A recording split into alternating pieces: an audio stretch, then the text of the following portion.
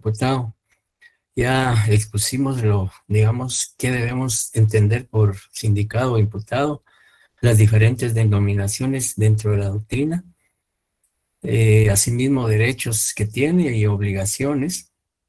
Y hoy pues nos corresponde, digamos, abordar lo atinente a la declaración del sindicado para llevar una secuencia lógica y coherente en relación al tema. Pues bien, en cuanto a la declaración del sindicado, definitivamente todos hemos escuchado o sabemos en qué consiste esta diligencia judicial. Y decía que es una diligencia judicial porque la misma se desarrolla ante un órgano jurisdiccional. En este caso, pues tendrá que ser un juez de primera instancia penal, dependiendo del tipo penal atribuido al imputado. Puede ser ante un juez de paz penal si el delito atribuido tiene una pena que no exceda de 5 años, tal y como lo establece el Código Procesal Penal en cuanto a la competencia de los órganos jurisdiccionales. Pues bien, como aparece en la presentación, la declaración del sindicado está fundamentada a partir del artículo 81 al 91 del Código Procesal Penal. En la práctica forense es normal escuchar primera declaración, ¿ya? Así es como generalmente se indica cuando el sindicado que ha sido aprehendido, sea por flagrante delito o por orden judicial, es puesto a disposición del juez competente. Y pues se acostumbra decir primera declaración, toda vez que es digamos, la primera vez que el sindicado comparece ante el juez. Y por eso es que digamos, en la práctica y en la realidad es normal escuchar la primera declaración. Bien. En cuanto al tema, pues en la presentación establecemos ahí dos definiciones de lo que es la declaración del sindicado. Y en ese sentido, pues se dice en primer término que es la manifestación oral, libre y espontánea, que hace ante el juez que conoce el proceso instruido en su contra de los hechos punibles que le imputa el Ministerio Público. En efecto, prácticamente la declaración del imputado consiste digamos, en que él comparece ante el juez que conoce el proceso y su presencia implica que él se pronuncie, que él relate, que él se exprese en relación a los hechos punibles o delictivos que el Ministerio Público le atribuye, ¿ya? Y pues prácticamente esa manifestación tiene que ser oral, ya que pues de conformidad al Código Procesal Penal y de conformidad al sistema procesal que adopta el código, que es el acusatorio, pues definitivamente esta audiencia tiene que ser verbal u oral. Y es libre y espontánea porque no debe mediar ningún tipo de coacción, ningún tipo de intimidación o amenaza para que el imputado pueda expresarse libre y espontáneamente sobre los hechos. Y por supuesto, esa declaración, de acuerdo a la Constitución que hemos visto con anterioridad en cuanto a los derechos individuales, esta declaración es válida si se hace ante un juez, ¿ya? Y por supuesto, en este caso, el juez que está conociendo el proceso, como les decía, puede ser un juez de paz penal o un juez de primera instancia penal, un juez de turno penal, etcétera. ¿Y qué finalidad, digamos, persigue la declaración del sindicado?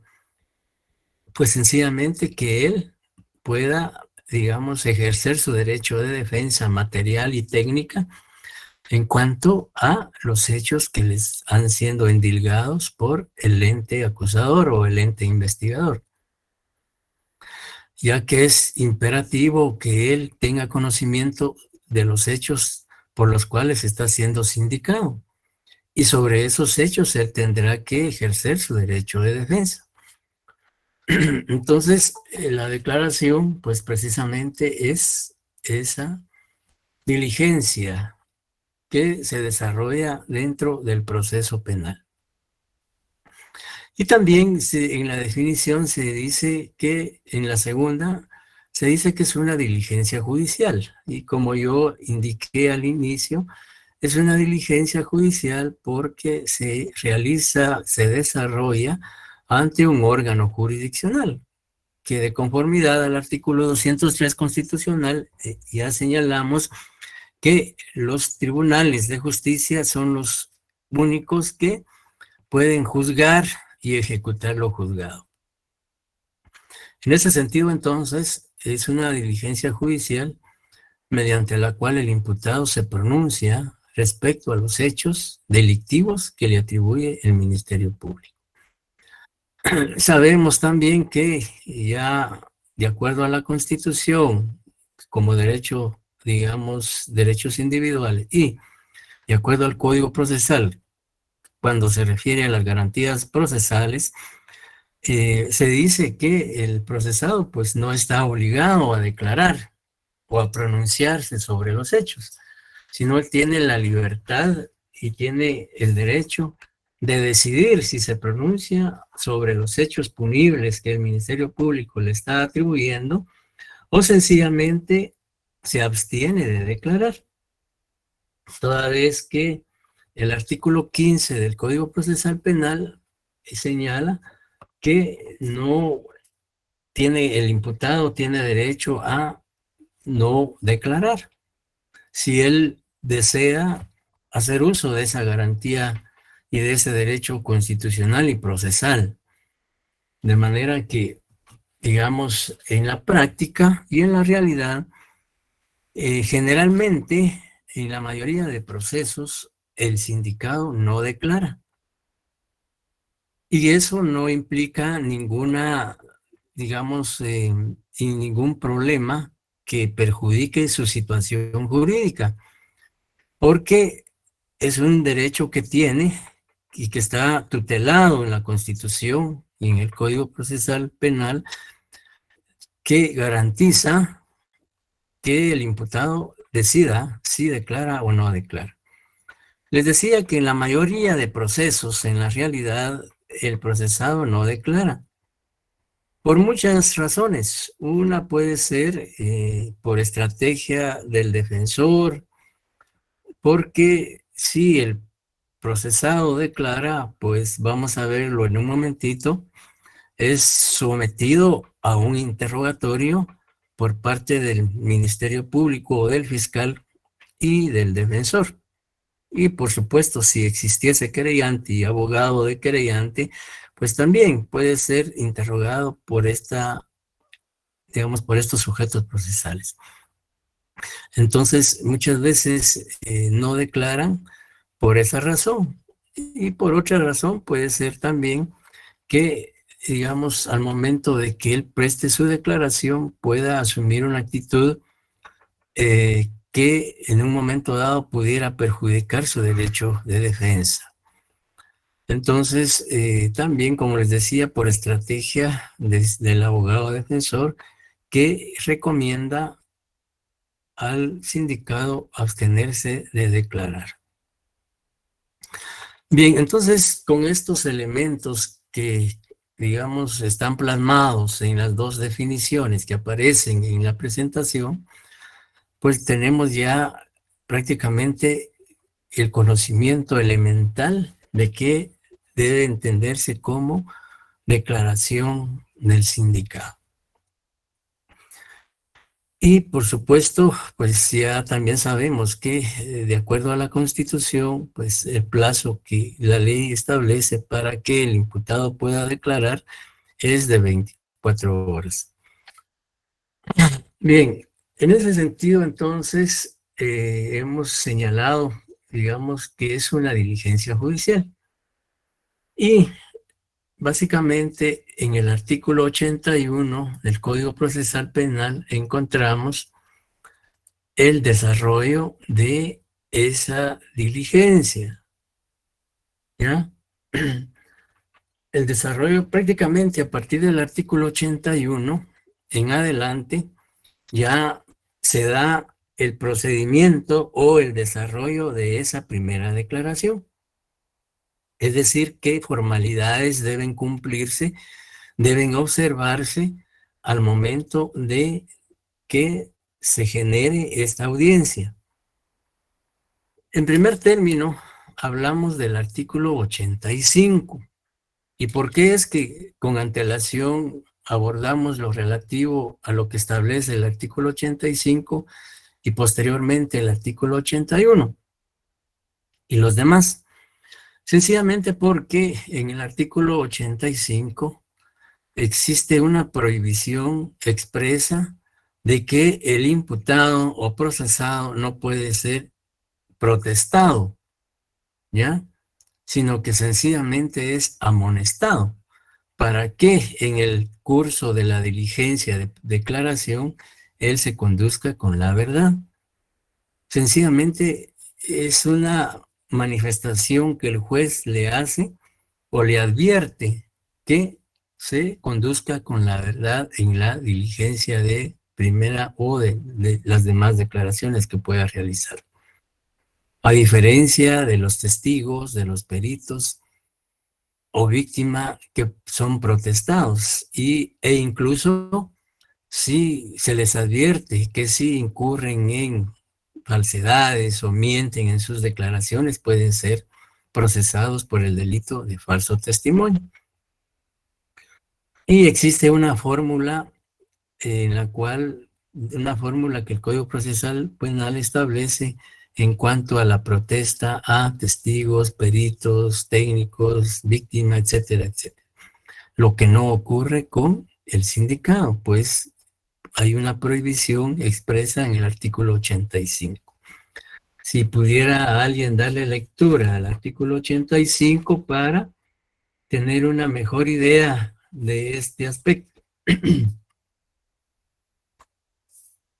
Artículo 85. Métodos previstos para la declaración. El sindicado no será protestado si no simplemente amonestado para decir la verdad. No será sometido a ninguna clase de coacción, amenaza o promesa, salvo en las prevenciones expresadamente autorizadas por la ley penal o procesal. Tampoco se usará medio alguno para obligarlo, inducirlo o determinarlo a declarar contra su voluntad, ni se le harán cargos o reconvenciones pendientes a obtener su confesión. Muchas gracias, Mariela. Pues como ustedes pueden apreciar, es claro y categórico el artículo 85 en señalar que el sindicado no será protestado, sino simplemente amonestado para decir la verdad. Y tampoco, como lo señala el artículo, puede ser sometido a coacción, amenaza, promesa, etcétera, a que declare en su contra o, digamos, y que no hacerlo implicaría perjudicar su situación jurídica. Eso digamos, no es viable ni dable procesalmente. Bien, entonces, decía, Dulce pregunta, ¿qué es amonestación? Pues, digamos, de acuerdo al Código Procesal Penal, artículo 85, la amonestación es digamos, básicamente es una advertencia, digamos, tal vez no advertencia, sino que es una manifestación que el juez le hace al sindicado en invitarlo a que, si declara, se conduzca con la verdad. Así de sencillo, sino que es, digamos, como una eh, sugerencia o un pedido que el juez le hace al imputado. O sea, el juez le dice, por ejemplo, si el imputado se llama Lorenzo Zacarías Estrada, pues le dice, señor Lorenzo Zacarías Estrada, el juzgador o este tribunal o este juzgado le indica que debe conducirse con la verdad en la presente audiencia o en la presente diligencia. Así de sencillo, así de fácil. Ya, entonces, Gerardo pregunta si está bajo juramento. No, el procesado no está bajo juramento. Por eso es que dice, digamos, al momento de protestar, dice Dulce, no, porque no es medio de prueba. O sea, sí, legalmente la declaración del sindicado no es un medio de prueba, sino es un medio de defensa del imputado. Entonces, digamos, la amonestación es sencillamente una, digamos, invitación o una expresión o una manifestación que el juzgador le hace al sindicado para que se conduzca con la verdad en la diligencia de declaración. Ya, a diferencia, como les decía, de los testigos, peritos, víctimas, etcétera, que sí son protestados, y eso sí, y ellos sí son, digamos, manifiestan bajo juramento. Veamos el artículo 219, en donde se establece, digamos, la protesta a los testigos y peritos sobre las declaraciones que ellos puedan vertir en audiencias. Si pudieran darle lectura al artículo 219, solo para establecer ahí la diferencia en que existe entre una amonestación y la protesta que se le hace a los testigos, peritos, técnicos u otros personajes que pudieran participar en una audiencia judicial. Artículo 219. Protesta solemne. Antes de comenzar la declaración, el testigo será instruido acerca de las penas de falso testimonio. A continuación se le tomará la siguiente protesta solemne.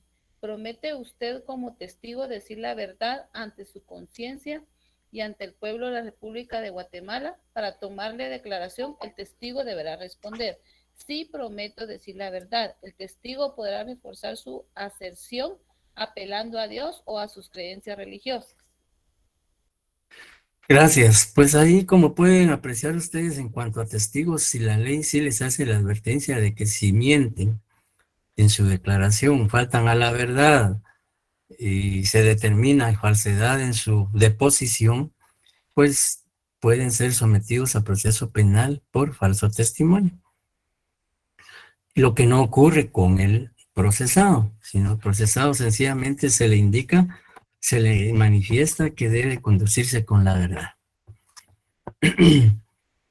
Bien, en ese sentido entonces luego encontramos ya el desarrollo de la primera declaración en el artículo 81.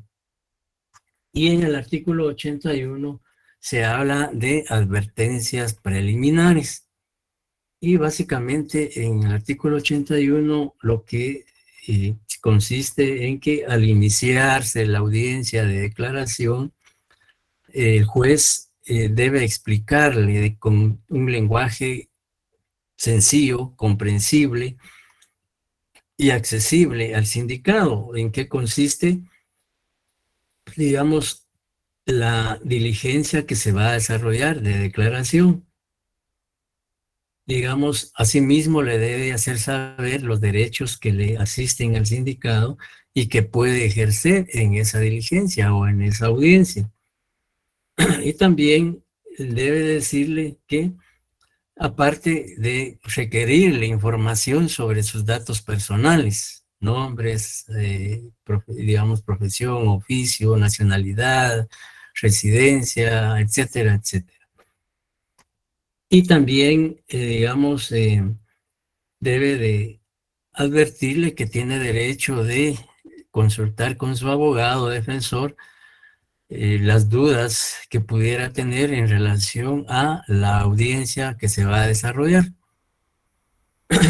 En ese sentido, entonces, el artículo 81, previo a desarrollarse en sí la audiencia, pues el procesado tiene que estar debidamente enterado debidamente, digamos, debe estar debidamente él compenetrado de en qué consiste primero esa audiencia de declaración y los derechos que le asisten como sujeto procesal.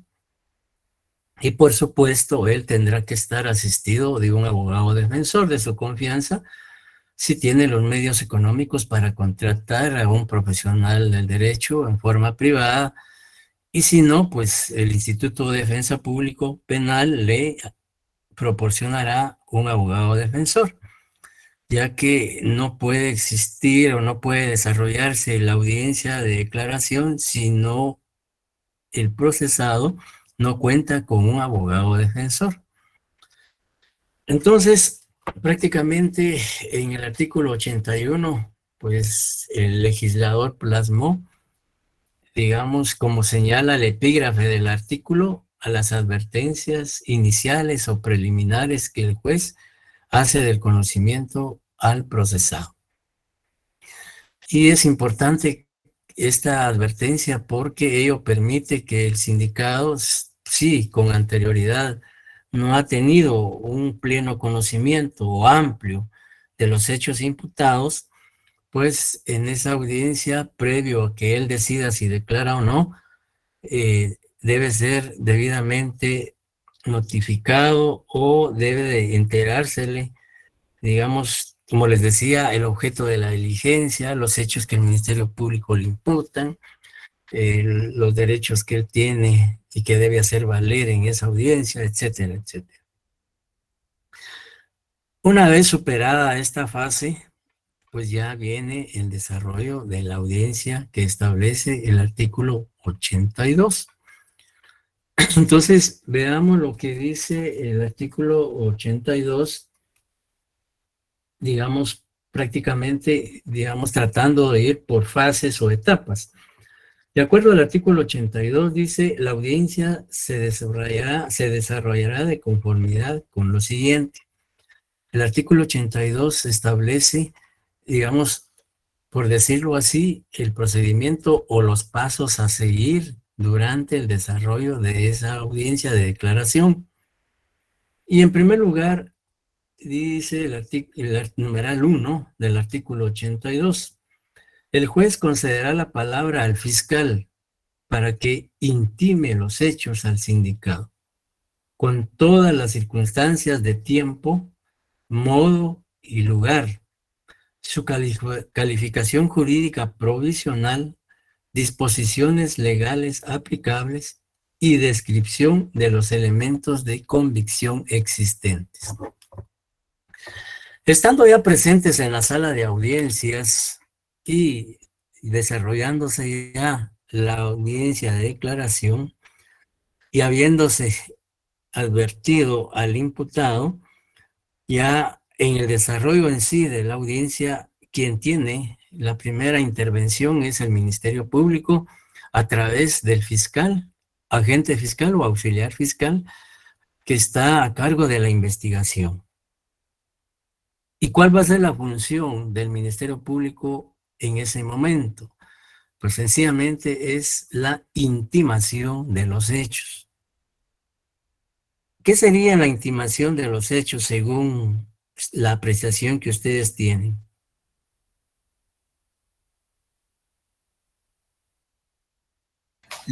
La intimación de los hechos, a mi punto de vista, no es cuando tal vez se los hacen saber con más claridad, tal vez. Uh-huh. Digamos, usted dice que la imputación es que se le hace ver al imputado los hechos delictivos. Sí. ¿Ok? ¿Alguien más quisiera opinar?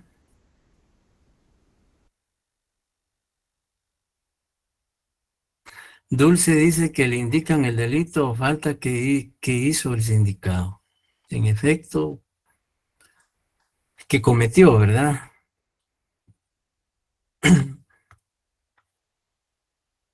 Entonces, en efecto, la intimación de los hechos tiene que cumplir con todos los requisitos que establece el numeral 1.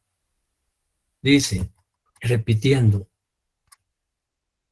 con todas las circunstancias de tiempo, modo y lugar, su calificación jurídica provisional, disposiciones legales aplicables y descripción de los elementos de convicción existentes. Citando así rápidamente un ejemplo de intimación de hechos, por ejemplo, el Ministerio Público en esa audiencia, el fiscal dirá, volvemos al ejemplo anterior, por ejemplo, pensemos que el procesado es Lorenzo Zacarías, como decíamos, Zacarías López. El Ministerio Público entonces, al hacer la intimación del hecho, sencillamente podía proceder de la manera siguiente.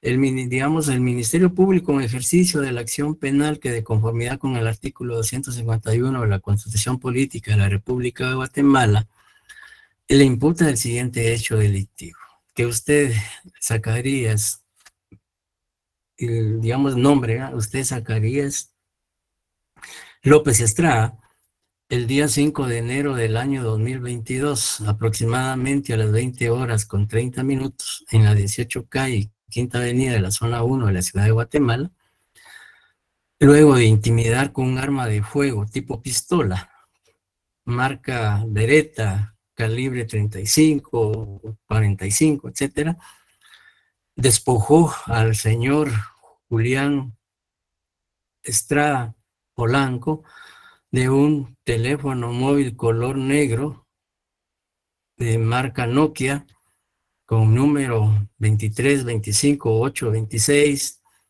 así como de un reloj de pulsera color negro marca Citizen y de una billetera conteniendo 500 quetzales, así como los documentos de identificación de la víctima consistentes en documento personal de identificación, licencia de conducir, carné del Instituto Guatemalteco de Seguridad Social, etcétera, dándose posteriormente a la fuga a bordo de una motocicleta color negro, marca Honda, placas de circulación M25FSN,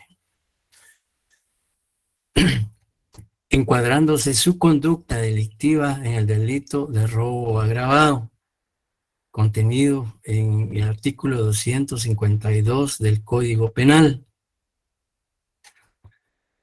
Y para acreditar los hechos punibles atribuidos, el Ministerio Público presenta en este momento ante el juzgador declaración testimonial de la víctima, declaración testimonial del testigo Pedro López Estrada y de la señora Rosalía Cumes Solórzano, así como las facturas que acreditan la propiedad y posesión del teléfono y del reloj relacionados, y además el reconocimiento judicial o inspección, digamos, ministerial, realizada por el Ministerio Público en la escena del crimen. Esa es una imputación de hechos, así de simple, así de sencillo.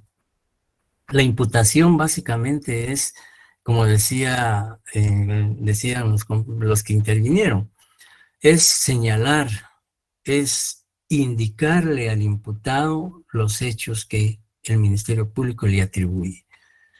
Y como dice el numeral 1, en este caso, pues se hizo referencia del tiempo, digamos, en este caso, el día, el modo en que ocurrió, el lugar, la dirección, la hora, el arma que utilizó, los objetos que despojó a la víctima, una calificación provisional por el delito de robo,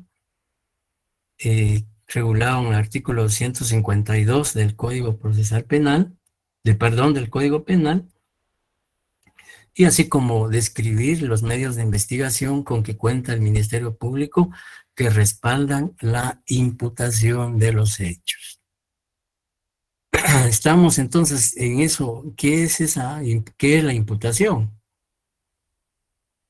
Sí, licenciado. Bien, entonces, y la imputación, digamos, es importantísima porque sobre esos hechos va el imputado y el abogado defensor van ya prácticamente a preparar la defensa. Ya, por eso es que, digamos, en primer término, es importante que se haga del conocimiento del sindicado esos hechos punibles, que él sepa, digamos, incluso se podría mencionar quién lo denunció, por denuncia presentada en su contra por el señor Alberto Florian, etcétera, ¿ya? Lo importante es que se cumpla con los requisitos que establece el artículo 82, numeral 1, al hacer la imputación. Entonces, esa es sencillamente la intimación de los hechos a que se refiere el artículo 82, numeral 1. Luego de esa intimación de los hechos, de conformidad al numeral 2, dice, si el sindicado acepta declarar, el juez le dará el tiempo para que lo haga libremente. Al inicio señalé que el imputado tiene el derecho constitucional y procesal de declarar o no declarar. Si decide declarar, pues el juez le concede el tiempo necesario para que él pueda pronunciarse, para que él pueda referirse a los hechos imputados, dado que ella tiene conocimiento de los mismos a través de la intimación que le formuló el ente investigador. Si él no declara, pues no, jurídica y procesalmente no le afecta, porque él está haciendo uso de un derecho constitucional de no declarar. O sea, eso no va a afectar la situación jurídica del procesado. Si él declara, pues de acuerdo al numeral 3 del artículo 82, dice, después de declarar, el sindicado puede ser sometido al interrogatorio legal del fiscal y del defensor. Y aquí también entran los demás sujetos procesales si hubiesen, por ejemplo, querellante adhesivo. Entonces, si declara, pues obviamente ya el fiscal que está en la audiencia representando al Ministerio Público, pues procede a interrogar al imputado. Y obviamente, pues el interrogatorio versará sobre los hechos punibles que se le están siendo endilgados al procesado. Y como les decía, muchas veces, no muchas veces, sino en términos generales o en un mayor porcentaje, en la práctica el procesado no declara, precisamente para evitar que sea sometido a un interrogatorio, porque puede darse el caso que a través de un interrogatorio eficiente, un interrogatorio bien formulado, el acusado, o en este caso procesado, puede digamos, resultar diciendo situaciones que le puedan perjudicar y el fiscal obtener la información que le interesa en torno al hecho delictivo que se está discutiendo. Entonces, generalmente, pues se abstienen de declarar. Y pues luego de que el fiscal lo interroga, pues también puede interrogarlo el abogado defensor. Si el abogado defensor cree que es necesario interrogarlo, hará. Y si no, pues sencillamente se abstiene de interrogar. Y si existiese querellante adhesivo debidamente admitido dentro del proceso, pues definitivamente también puede interrogar al sindicado. Luego, continuando con lo establecido en el artículo 82, dice el numeral 4, el juez concederá la palabra al fiscal y al defensor para que demuestren y argumenten sobre la posibilidad de ligarlo a proceso, debiendo resolver en forma inmediata. Esto significa que tanto el Ministerio Público como el abogado defensor, luego de hacer la intimación y declarar o no el imputado, ya el Ministerio Público requiere al juez, por supuesto, como dice la ley, con argumentos y con medios de investigación, sí debe ligarse a proceso al imputado. Es decir, el Ministerio Público, con fundamento en los medios de investigación que presenta en esa audiencia, como les decía, pueden ser testimoniales, documentales, periciales, científicas, prueba material, etcétera. Con esos medios de investigación, el Ministerio Público argumenta que sí hay elementos suficientes para ligar a proceso penal al sindicado.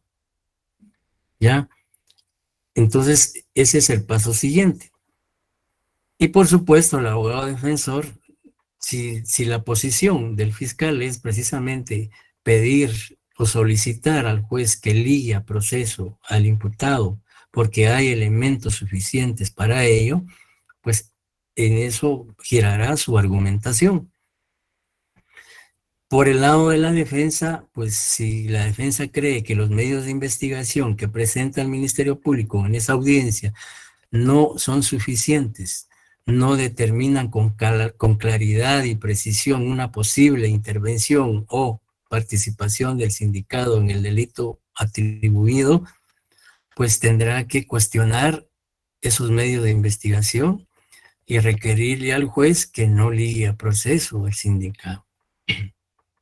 Todo va a depender, aparte de la argumentación que cada uno de estos sujetos procesales pueda plantear en esa audiencia, definitivamente tiene que acreditar las razones que tiene para formular la petición que está realizando. Luego, en el artículo, digamos, si el Ministerio Público pide ligar a proceso al detenido, el juez, y además luego de que interviene el fiscal y el defensor, el juez tiene que resolver inmediatamente. Concluida la argumentación de estas partes, el juez debe emitir una resolución, si liga a proceso al sindicado o no lo liga. Y tendrá que fundamentar el juez, razonar por qué motivos lo liga a proceso penal. Y si es lo contrario, pues también tendrá que argumentar por qué no lo liga a proceso penal. De manera que tanto el juez tiene que argumentar, tiene que motivar, tiene que razonar la decisión que emita, sea la que fuese. Luego el numeral 5 indica que el juez concederá nuevamente la palabra al fiscal y al defensor para que demuestren y argumenten sobre la necesidad de medida de coerción, debiendo el juez resolver en forma inmediata. En este caso, que estábamos señalando, que básicamente el delito provisionalmente atribuido al procesado es un robo agravado. Entonces, el Ministerio Público tendrá que manifestar en esa audiencia si se emite alguna medida de coerción contra el imputado. En este caso, prisión preventiva, si, digamos, el tribunal requerirá al juez, obviamente, sobre la necesidad de privarlo de su libertad. En ese sentido, entonces, el juez ya en su momento decidirá si dicta prisión preventiva o no en contra del procesado. Y el abogado defensor pues tendrá que indicar si los argumentos del Ministerio Público en efecto son razonables para que el juez pueda motivar prisión en contra del imputado o adoptar otro tipo de decisión, que vamos a ver más adelante las decisiones que el juez puede adoptar o asumir al momento de concluir la audiencia de declaración. Entonces, prácticamente todo va a depender del delito por el cual está siendo procesado, en este caso el sindicado. Porque puede darse el caso que el juez no motive prisión, sino que en un momento dado pueda otorgarle una medida sustitutiva. Como les decía, todo va a depender del delito que está siendo atribuido al imputado. ¿Alguna duda hasta el momento, compañeros? Licenciado, disculpe la pregunta. Igual si el sindicato no declara, igual, o sea, siguen con el, ¿cómo explicarle? O sea, Sí, acá sí, dice que, ajá, no sé si diga. ya me entendió, que él se seguiría todo el proceso, aunque él declare o no, siempre se le va a empezar a imputar lo que tiene el Ministerio Público, él solo va a abstenerse a no declarar para no salir más perjudicado. Se Mire, podría, ajá, como les decía, el hecho de que él no declare en nada perjudica su situación. Declare o no declare, el proceso continúa. ok, ok, gracias. Entonces, y como les decía, digamos, el artículo 82 establece todo el desarrollo de esa audiencia de declaración. Luego, en el artículo, en el numeral 5, pues se hace referencia a que el Ministerio Público dice, hablábamos de que si el Ministerio Público considera que debe ingresar a prisión el sindicado, pues lo requerirá el juez. La defensa, por su parte, estima que no es procedente que ingrese a prisión, pues tendrá que argumentar ante el juez. Y luego de las argumentaciones del fiscal y del juez, y del abogado defensor, el juez tiene que resolver si motiva prisión o le otorga una medida sustitutiva al procesado. Esto dependerá del delito, porque recordemos que hay tipos penales en los cuales no puede otorgarse medida sustitutiva.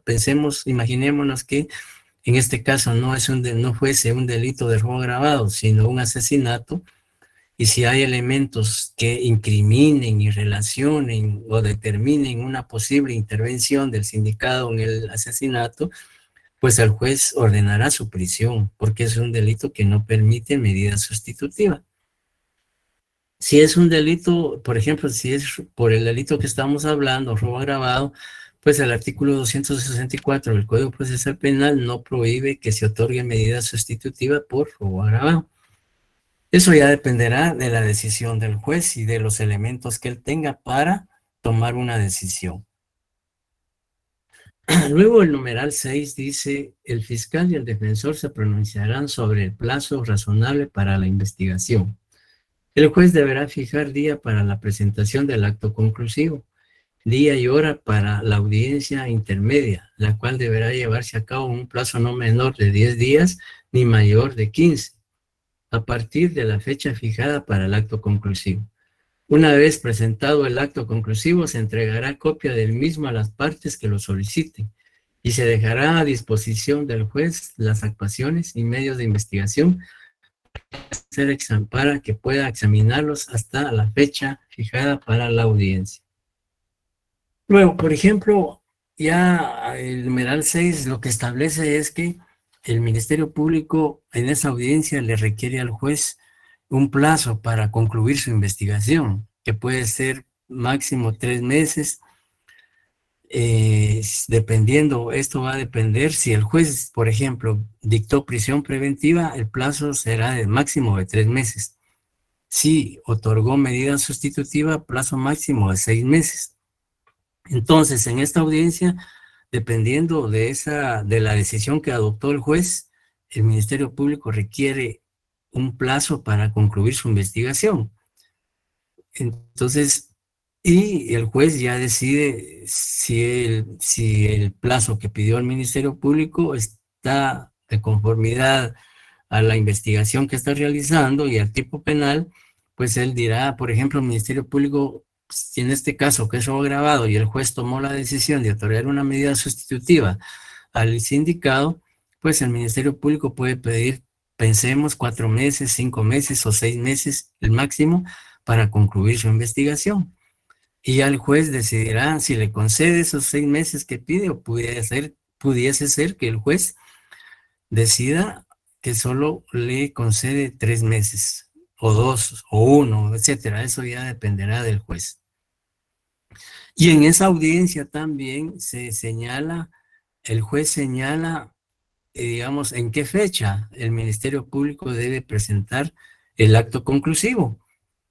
Y quizá nos adelantamos un poco porque los actos conclusivos los vamos a analizar más adelante, pero para que comprendamos bien esta situación, los actos conclusivos son, digamos, los actos que el Ministerio Público presenta al concluir su investigación, que puede ser apertura a juicio, acusación, sobreseimiento, clausura provisional, suspensión condicional de la persecución penal, criterio de oportunidad, etcétera, etcétera. Esos son los actos conclusivos. Entonces, el juez señala al Ministerio Público, bueno, le dice, le concedo 3 meses para que concluya su investigación y le fijo la fecha de 15 de octubre del 2022 a las 9 horas para que usted presente su acto conclusivo. Y además también el juez señala día y hora para la audiencia intermedia. Aquí nos estamos adelantando un poco, pero así lo establece el artículo 82. Y la etapa intermedia básicamente consiste en la discusión del acto conclusivo que presentó el Ministerio Público. En esa audiencia de etapa intermedia se va a discutir si procede o no procede el acto conclusivo que presentó el Ministerio Público. Y, por supuesto, en las fechas que establece el artículo 82, numeral 6. Luego, en el numeral 7 dice, el creyente legalmente acreditado podrá intervenir en la audiencia a continuación del fiscal en cada una de las intervenciones. Las partes no podrán oponerse a la presencia del creyente en la misma. La víctima presente en la audiencia podrá ser escuchada si así lo desea. Entonces, prácticamente el artículo 82 establece todo el desarrollo de la audiencia de declaración. Digamos, Gisela dice, etapas procesales preparatorias, intermedias, sí, son las 5 fases del proceso penal que expusimos en su momento y que vamos a tratar en forma individual en su momento. Bien.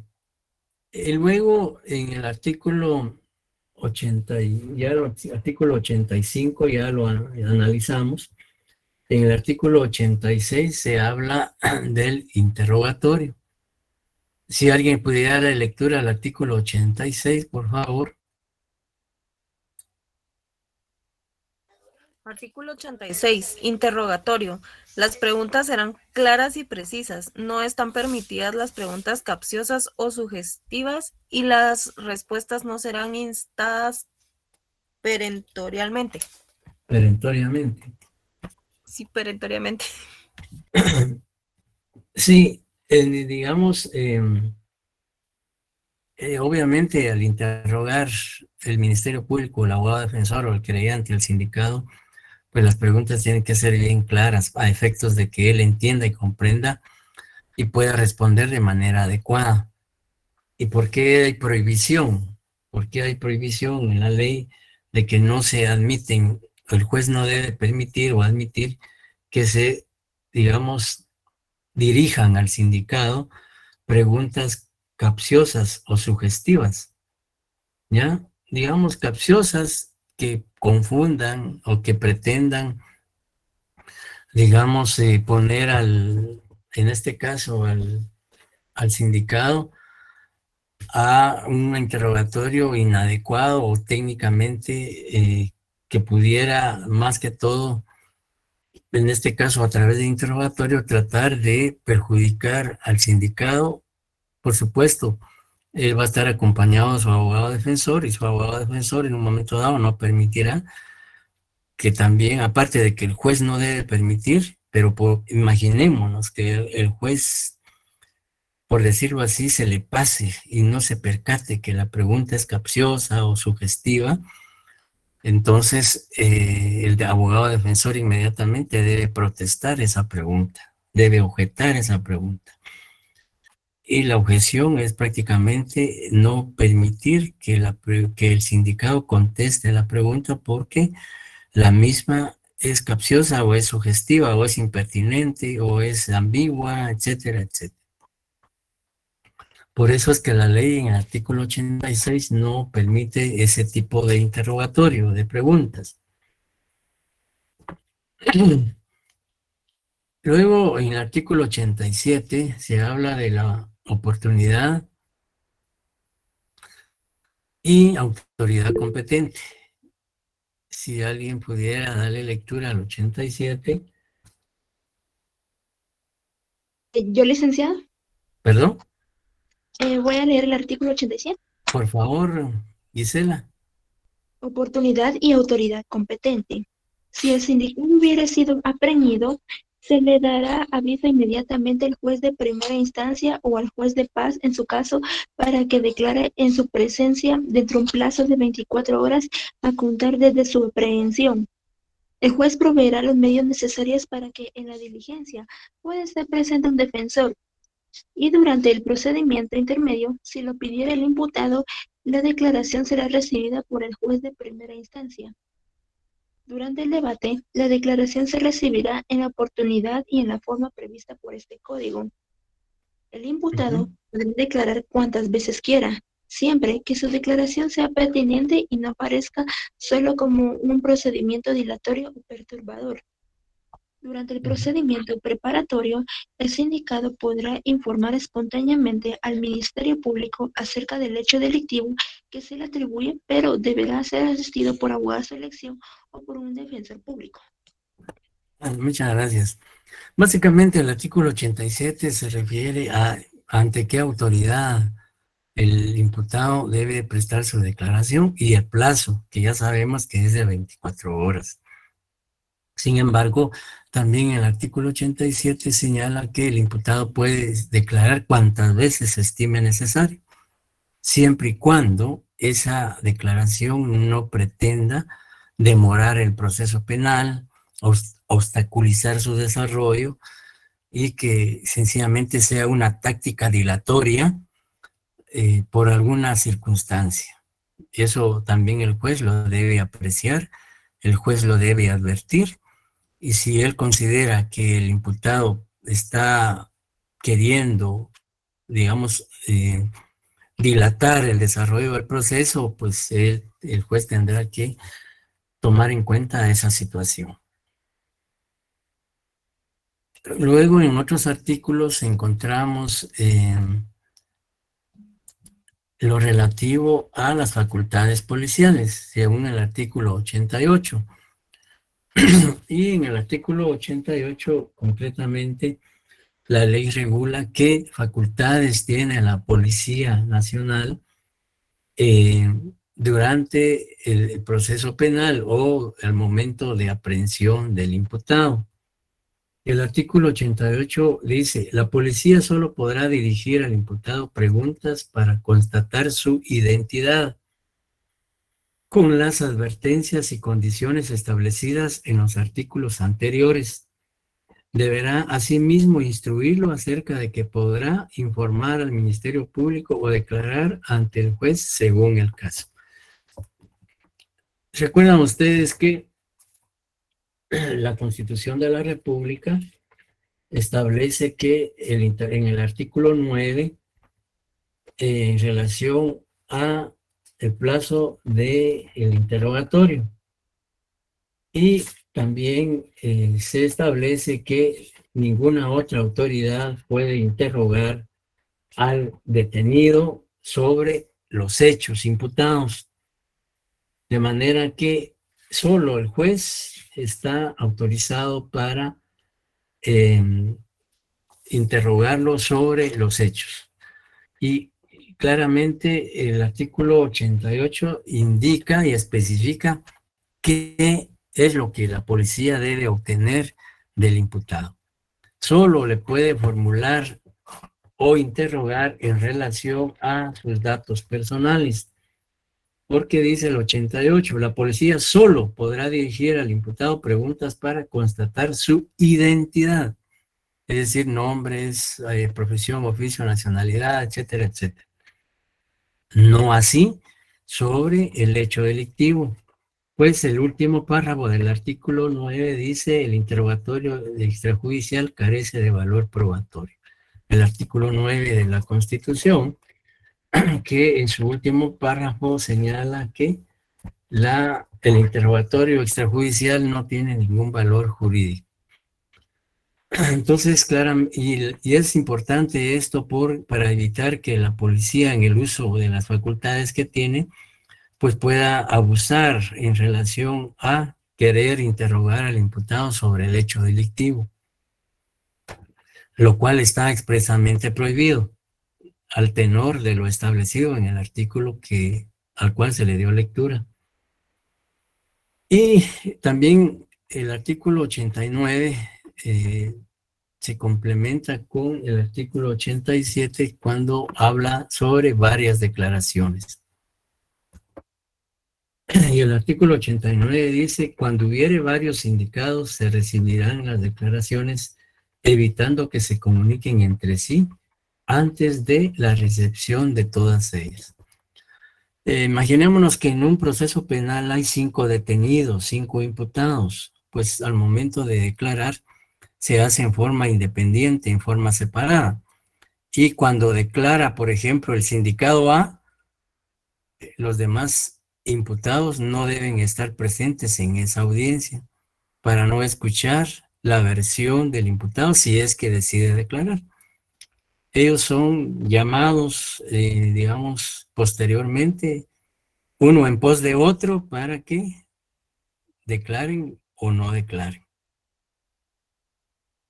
Y luego en el artículo 90 se establece el derecho que tiene el sindicado de asistirse de un traductor o de un intérprete, sea en idioma materno, alguno de los idiomas mayas, si él no hablase español, o bien si se tratase de un procesado extranjero que no hable español, pues tendrá que, para garantizar su derecho de defensa, una tutela judicial efectiva y un debido proceso, pues tendrá que asistirse de un traductor o de un intérprete para evitar cualquier vulneración a derechos constitucionales. Y alguien que le dé lectura al artículo 90. Yo, licenciada. Por favor. Traductor. El imputado tiene derecho a elegir un traductor o intérprete de su confianza para que lo asista durante sus declaraciones, en los debates o en aquellas audiencias en las que sea necesaria su citación previa. Cuando no comprenda correctamente el idioma oficial y no haga uso del derecho establecido anteriormente, se designará de oficio un traductor o intérprete para esos actos. Gracias. El artículo 90 contempla 2 supuestos. Por un lado, que ese intérprete o que ese traductor sea de la confianza del acusado y que él lo proponga. Pero si no lo hace, entonces el otro supuesto es que el juez lo hace de oficio. Es decir, el juez, en base a las facultades que le otorga el artículo 90, puede nombrar o designar al intérprete o al traductor que él estime idóneo para ese efecto. Y para ello, pues el juez puede pedir apoyo o colaboración. Por ejemplo, si es un idioma materno, pues está la Academia de Lenguas Mayas, en donde pues hay una cantidad de traductores de los diferentes idiomas mayas y también a otras instituciones. Y si es un idioma extranjero, pues también puede acudir a la vía diplomática hacia las embajadas acreditadas en Guatemala del país que corresponda.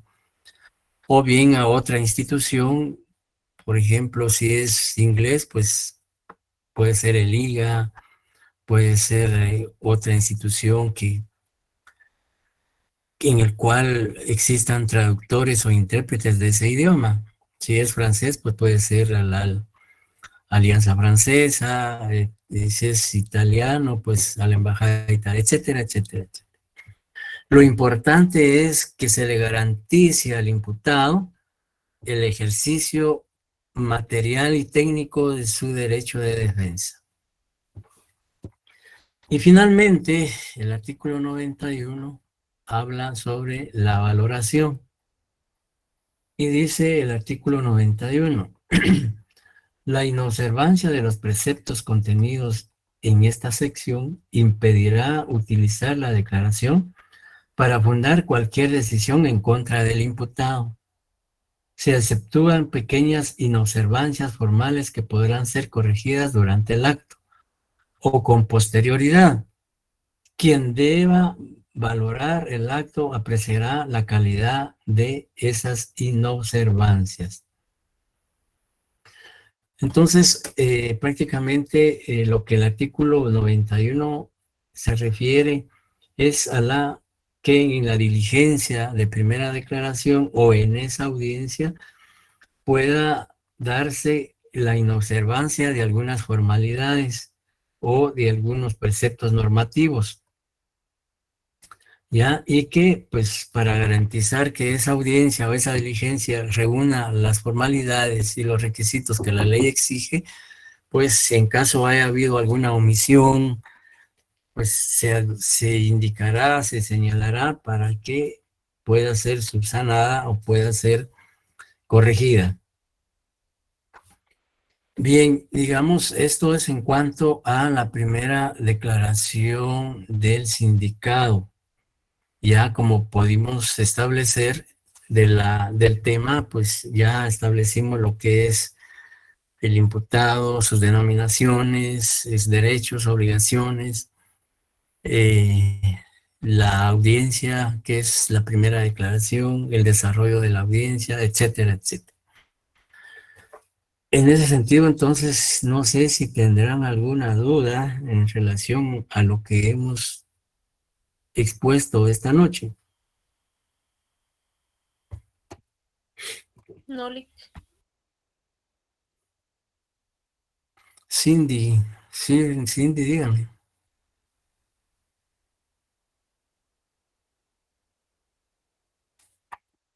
¿Tenía alguna pregunta, Cindy?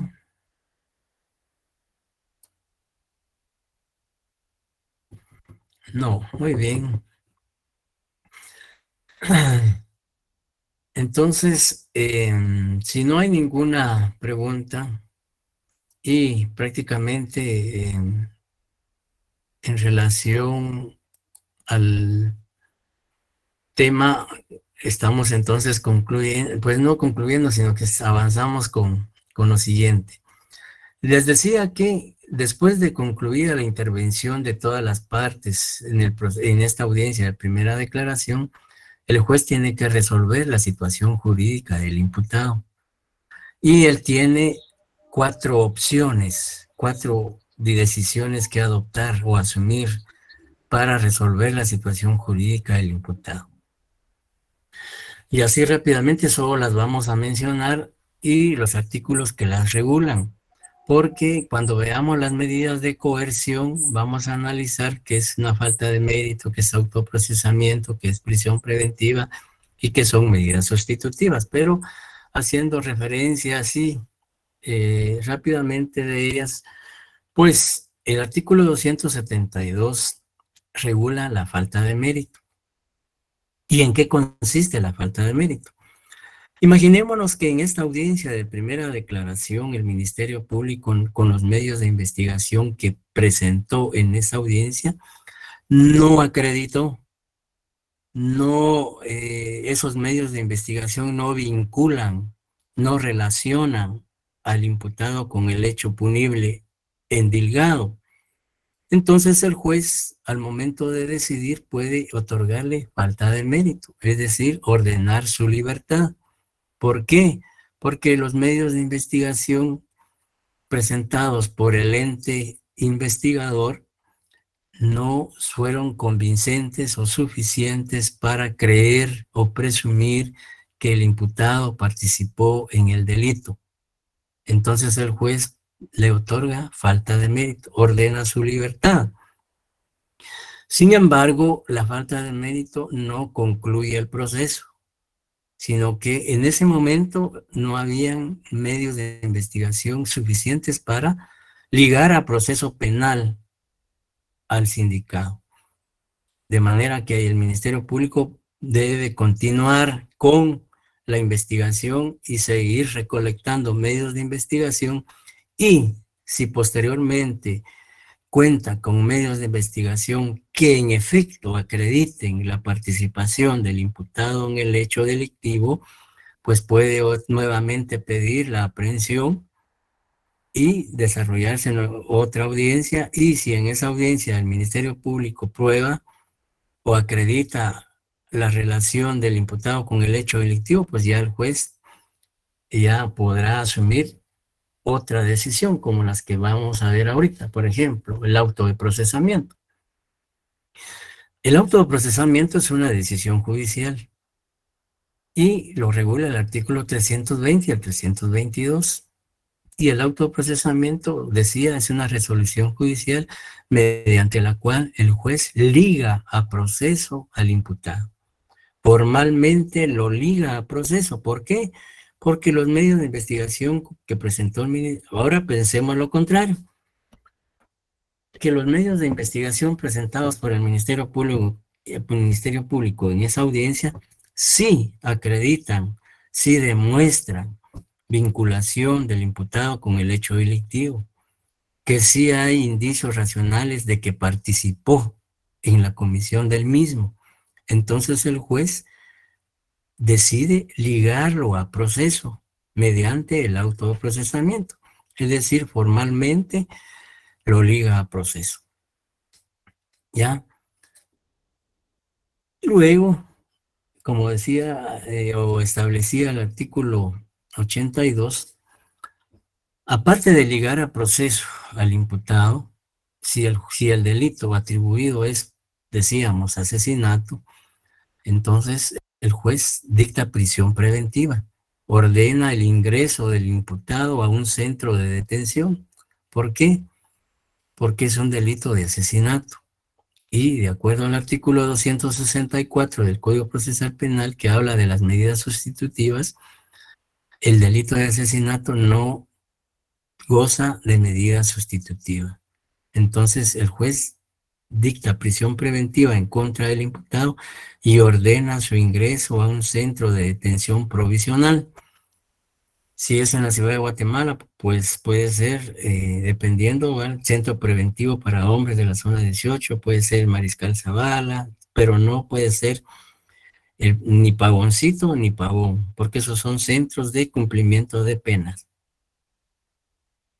Bien, y como les decía, la prisión preventiva también es una decisión judicial decretada por un juez, mediante la cual se ordena el ingreso a un centro de detención del imputado.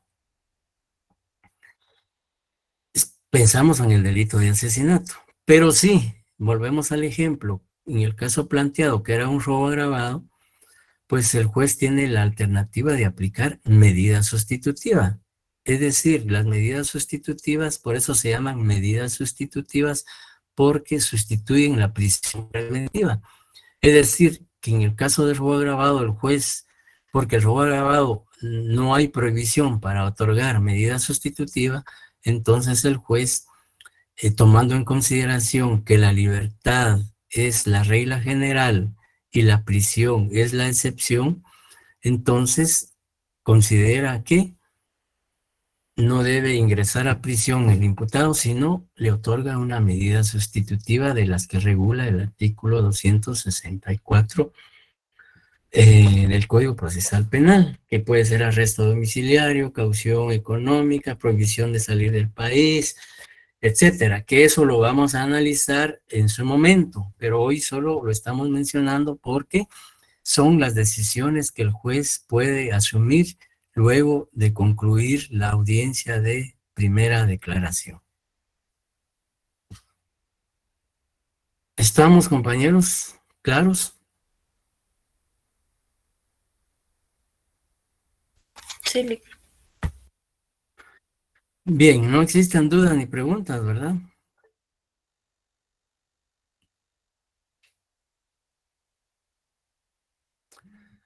Bien, entonces, compañeros, con esto agotamos el tema del sindicato.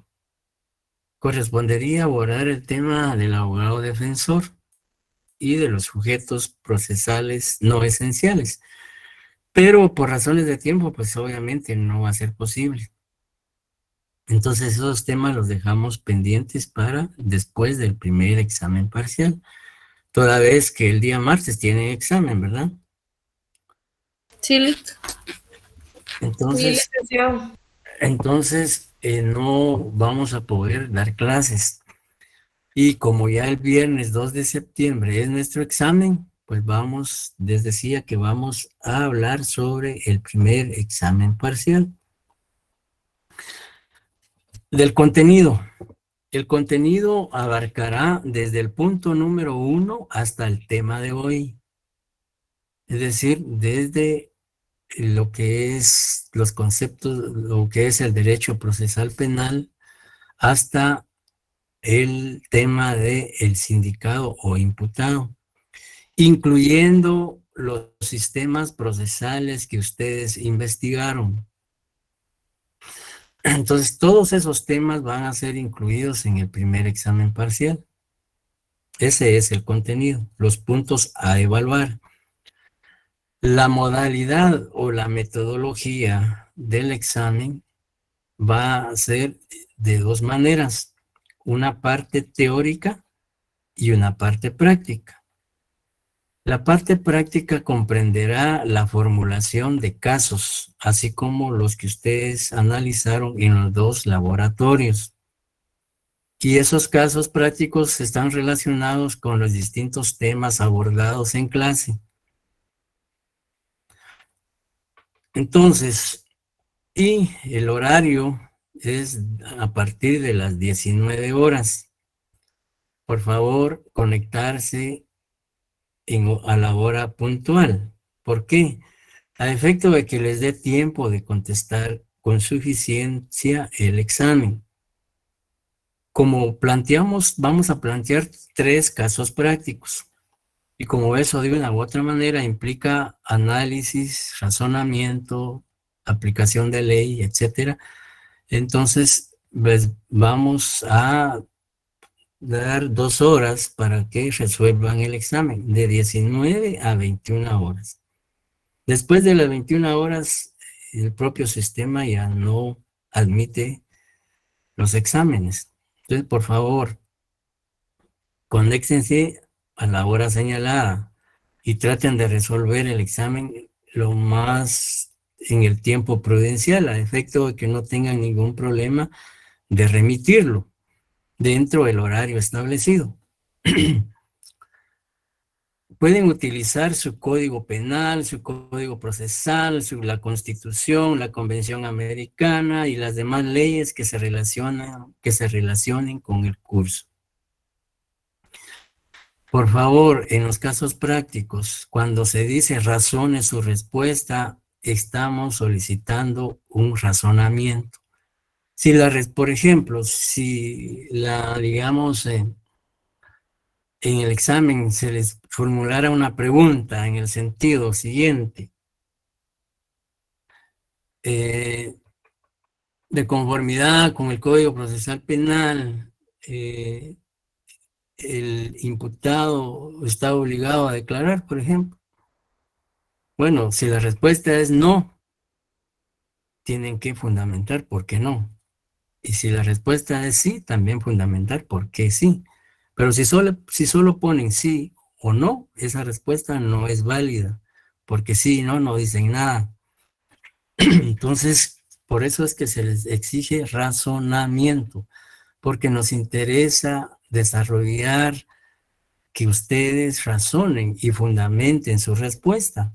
Porque cuando estén presentes ante un juez, ante un fiscal, ante el defensor, tienen que argumentar. No solo van a decir sí o no. sino tienen que fundamentar, argumentar.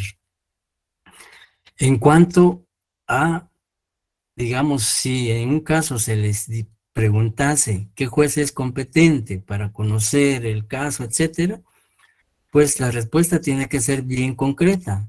No pueden poner solo, por ejemplo, si ponen juez de paz, hay juez de paz civil, hay juez de paz de faltas, tendrán que ser específicos, juez de paz penal. Si es un juez de primera instancia, pues no basta poner juez de primera instancia, sino juez de primera instancia penal. Porque si ponen juez de primera instancia, puede ser cualquier juez de primera instancia. Entonces hay que especificar. En cuanto a la cita de leyes, por favor, si en los casos se les pone como se les expuso en los laboratorios, cite los artículos de las leyes aplicables al caso concreto. ¿Qué significa esto? Que tienen que citar artículos del Código Penal, del Código Procesal Penal, de la Constitución, de la Convención, que se relacionen con el caso, ¿ya? Pero si solo me ponen, por ejemplo, en un caso solo me ponen el artículo 2, el artículo, por ejemplo, 81 del Código Procesal Penal, pues el caso no comprende solo el artículo 81, sino que el caso se plantea, por ejemplo, si se plantea un delito, tendrán que consignar el artículo del Código Penal que regula ese delito. Si el juez competente es un juez de primera instancia, tendrán que consignar el artículo que regula la competencia de ese juez, y así sucesivamente. Y por favor, sus nombres completos y número de carné, porque así no hay problema en el sistema. Porque en muchos casos, en muchas oportunidades, solo ponen el correo y hay que adivinar qué número de carnet tiene, cuáles son los nombres y apellidos, y a veces pues eso no permite que se consigne la nota en, digamos, en el listado oficial. Y como les decía, la parte teórica pues va a comprender una parte de selección múltiple y una parte de, decía selección múltiple, que es una parte teórica, y también la otra es de complementación o de otra manera, pero va a ser la parte teórica en dos partes y la parte práctica. Y por favor, como no podemos trabajar el día martes, por eso es que hasta el tema de hoy incluye, la idea era terminar la primera parte, pero nos quedaron pendientes lo que es el abogado defensor y lo que es los sujetos procesales no esenciales. Pero ahí sí que por tiempo ya no fue posible. Porque no vamos a trabajar el martes, y el jueves, pues difícilmente, porque el día viernes es el examen. Entonces prácticamente el día jueves no vamos a tener actividad para que ustedes puedan estudiar y puedan prepararse y sacar los 30 puntos. María Luisa, diga. Sí, buenas noches, licenciado. Disculpe, solo con la pregunta, argumentar es colocar el artículo. No, definitivamente no. Y eso también le iba a decir yo, bueno, ahorita pues por no ser tanta práctica no se les va a exigir si digamos, fundamento derecho, pero sí se les va a exigir cita de leyes.